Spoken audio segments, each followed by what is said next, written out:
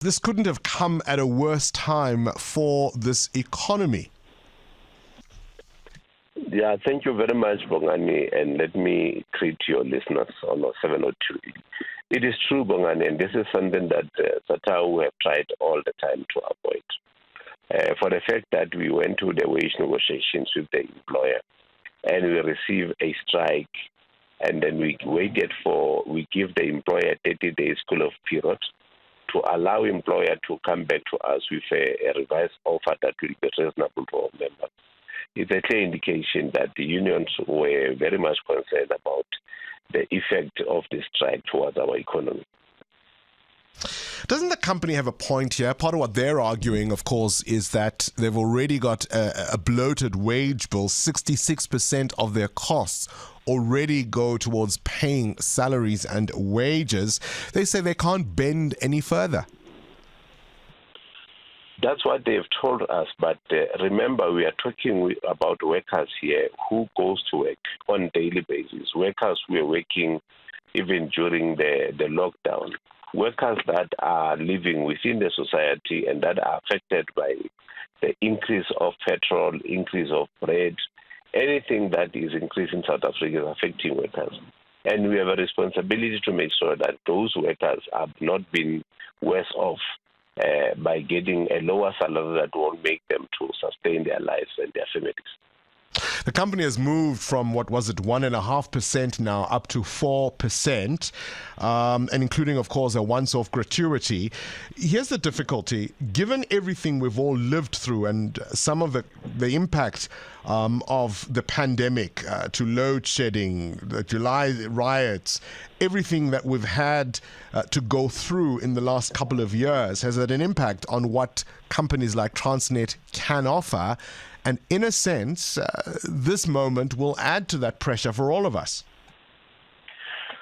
Yeah, not. We are not disputing that entirely. But what we are saying, Transnet must understand that the workers that are working for them, they are members of the community. They live in the country. Everything that affects Transnet as a business also affects the employees in general, in their livelihood. So we cannot just complain about Transnet floods and them not making money. Whereas it's the same Transnet on daily basis or monthly basis. They keep on employing new people. Now, if they were serious about the salary that is bloated because of the number of employees, surely they would have employed people by now. But where we are as Satawu, we think Transnet must try to be reasonable, must present a reasonable offer that we think will maybe be accepted by our members. They say this is an unprotected strike. You didn't follow the correct procedures, so therefore no work, no pay. That statement of Transnet is misleading the public, and it's also misleading the country because, and then I must say this before I come to another point, we warn Transnet that they must stop communicating such to say the strike is illegal.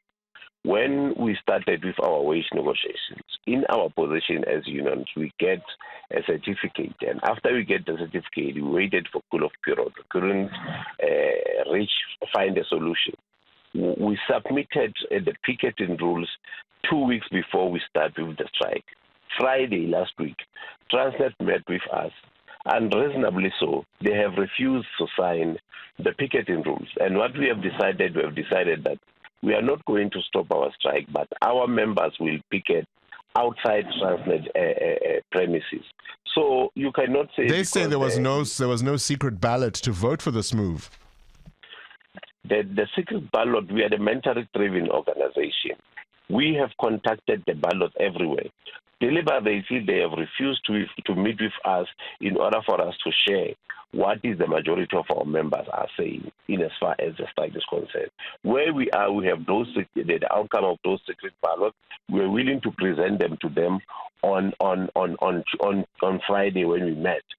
So it's not true that there was no secret ballot that has been conducted. So what do you hope the CCMA process will yield later on today? We are hoping that the intervention of the CCMA will try to bring parties together. And we must reiterate at this point, workers are left with no option to embark on the strike because of the arrogance of the employer, who does not want at least closer to what members is proposing. Jack Mazibuko, appreciate your time. That's the Satawu General Secretary there on the line. You might wonder if we're cutting our nose just to spite our face, given the potential impact of all of this. Current events, developing stories, tough questions. Your voice making a difference. This is Breakfast with Bongani Bingwa.